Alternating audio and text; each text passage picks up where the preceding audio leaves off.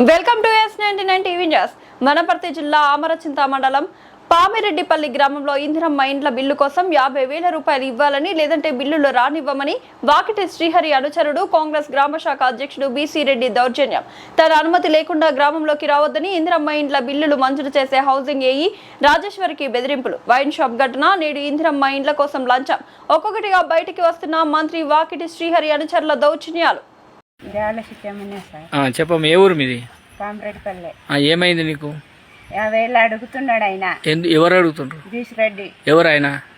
కాపల్ల బీసిరెడ్డి అడుగుతున్నాడు. ఏ పార్టీ ఆయన? కాంగ్రెస్. ఎందుకు అడిగిండు?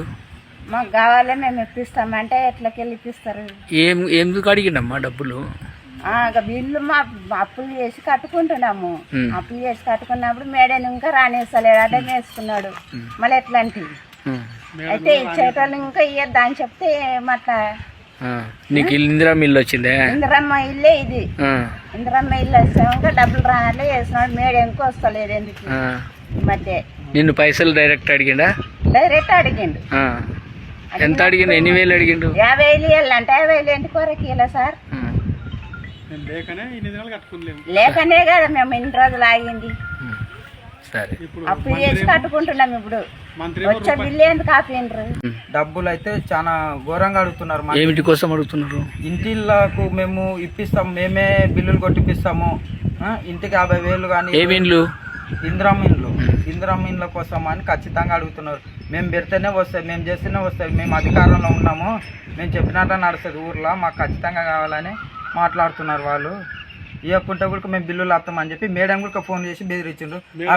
ఎవిడెన్స్ కూడా నా దగ్గర ఉన్నాయి, రికార్డింగ్ కూడా చేసిన. మేడం మాట్లాడింది కూడా నేను పెడతా ఖచ్చితంగా. ఇదైతే వీళ్ళ మంది మీద వాడి ఖచ్చితంగా మాకు డబ్బులు వస్తేనే మీకు బిల్లులు శాంక్షన్ చేస్తాం, లేకుంటే చెయ్యము. ఆ విధంగా మంది నల్ల ఊర్లో అందరినీ ఇందిరమ్మ ఇంట్లో వచ్చిన వాళ్ళ ప్రతి ఒక్కరిని వేరే విధంగా టార్చర్ పెట్టి బెదిరిస్తున్నాడు. ఖచ్చితంగా అవి మాత్రం అట్లా మాకు వద్దు. అలాంటి పని చేయకుండా ఊరు అభివృద్ధి కోసం మంచి చేసి అందరికి మంచి చేయాలని మేము కోరుకుంటున్నాం. ఇది కూడా అందరికి కాంగ్రెస్ నాయకులకు ఈడ ఒక్కటే కాదు, మండలం ప్రతి ఊర్లో కూడా ఈ జరగకూడదని మేము కోరుకుంటున్నాం. ఇదైతే వాస్తవం. డబ్బులు అనేది బీసిరెడ్డి అడిగిండు. బీసిరెడ్డికి ఏముంది కాంగ్రెస్ లో పోస్ట్? బీసిరెడ్డికి కాంగ్రెస్ గ్రామ అధ్యక్షుడు. ఇంకా ఎవరు అడిగినారు? ఇంకా మోహన్ రెడ్డి, దబ్బెంకట రెడ్డి, ఇంకా కృష్ణారెడ్డి, ఇంకా వాళ్ళ ఒక 5-6 మంది 10 మంది టీం ఉన్నారు సార్. వాళ్ళు మొత్తానికి 10 మంది. మంత్రి సార్, ఇది మా ఊర్లో జరిగే కాంగ్రెస్ ఇళ్ళకు నువ్వు మంచి నీళ్ళు కూడా తాగకుండా పని చేస్తున్నారని కార్యకర్తలకి చెప్పినావు. వీళ్ళేం ప్రత్యేకంగా ఇంటికి 50,000 వసూలు చేస్తున్నారు.